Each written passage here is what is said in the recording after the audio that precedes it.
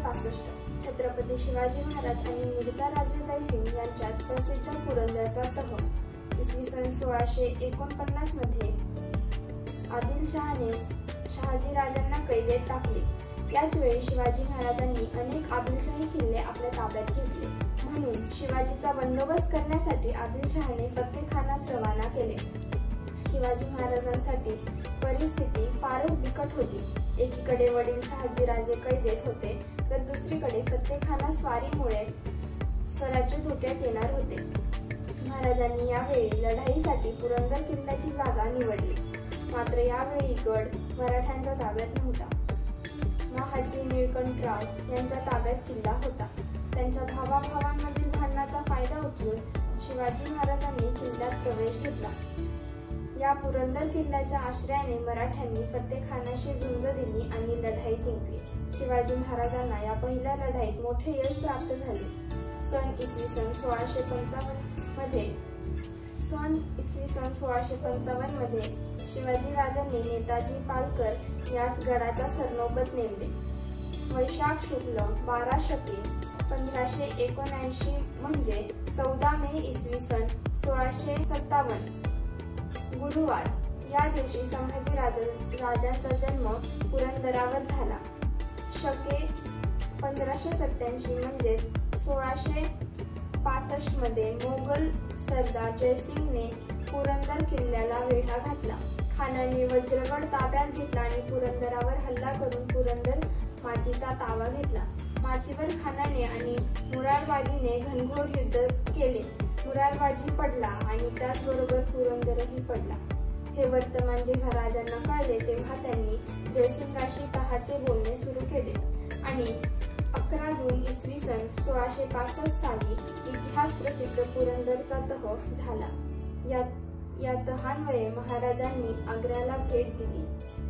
तसेच दक्षिणेकडील मुघलांना मदत करण्याचे मान्य केले व 4 लाख होनाचा प्रदेश व 23 किल्ले राजांना मोगलांना द्यावे लागले. त्यांची नावे अशी: अकोला, कर्नाळा, कोंढाणा, कोहोज, खिरदुर्ग, तिकोणा, तुंग, नंगगड, नरदुर्ग, पळसगड, किल्ले पुरंदर, प्रबळगड, भंडारगड, मनरंजन, मानगड, मार्गगड, माहुलीगड, रुद्रमाळ, रोहिडा, लोहगड, वसंतगड, विसापूर, सोनगड. 11 जून इसवी सन 1674 राज्याभिषेकानंतर इंग्रज दूतास शिवरायांना भेट. छत्रपती शिवाजी महाराजांच्या राज्याभिषेकानंतर अवघ्या 5व्या दिवशी 11 जून इसवी सन 1674 रोजी इंग्रज वकील हेनरी ऑक्झेंडन याला भेटण्याची परवानगी देण्यात आली. ही भेट केवळ औपचारिक नव्हती, तर साम्राज्य आणि इंग्रज यांच्यातील संभाव्य करारासाठी एक महत्त्वाचा टप्पा ठरली.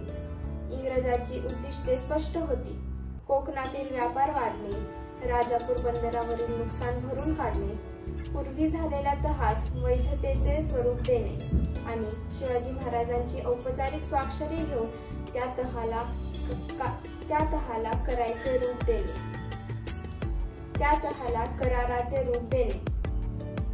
मार्च 1674 मध्ये मुंबईतील इंग्रज सल्लागार मंडळाने यासाठी ठराव केला होता. या ठरावानुसार नारायण शेणवी यांना दुभाष्य आणि दूत म्हणून, तर हेनरी ऑक्झेंडर याला इंग्रज वतीने अधिकृत वकील म्हणून रायगडावर पाठवण्यात आले. राज्याभिषेकानंतर इंग्रजांनी लिराजी पंत यांच्या माध्यमातून महाराजांवर करारावर स्वाक्षरी करण्यासाठी दबाव वाढवला. ऑक्झेंडरने तहाच्या कलमांचे कागद स्वतःजवळ ठेवले होते आणि योग्य संधीची वाट पाहत होता. अखेर 11 जून 1674 रोजी शिवाजी महाराजांनी त्या करारावर स्वाक्षरी करून इंग्रजांना तह मान्य असल्याची औपचारिक मान्यता दिली. ही घटना शिवकालीन कूटनीतीतील एक महत्त्वाचे क्षण ठरते, जिथे शिवरायांनी इंग्रजांसारख्या नव्याने उभ्या राहत असलेल्या विदेशी शक्तीचा सावध पण राजनीय व्यवहार साधला. 11 जून इसवी सन 1775 सेनापती यशवंतराव शिंदे यांनी मार्च 1775 मध्ये नाना फडणवीसांना पत्र लिहिले. राजश्री पंतप्रधानांकडून धन्याचे पायाशी अमर्यादा न व्हावी यासाठी तीर्थरूप महाराज आबासाहेब आणि मातोश्री आईसाहेब यांच्याशी नानासाहेब पेशवे व त्यांचे चुलत बंधू सदाशिवराव भाऊ यांची पूर्वी शपथपूर्वक करारदार केला. त्या कराराप्रमाणे वर्तन व्हावे अशी अनेक पत्रे पुणे दरबारी करवीरांकडून जात असत, पण त्यांची बूज राखली जात नसे असे दिसते. कारण तारीख 11 जून 1775च्या पत्रावरून कोल्हेरावांनी अर्जुनगड, धरणगुती व हेराळी येथे 7 जून 1775 रोजी करवीरांची लढाई केली.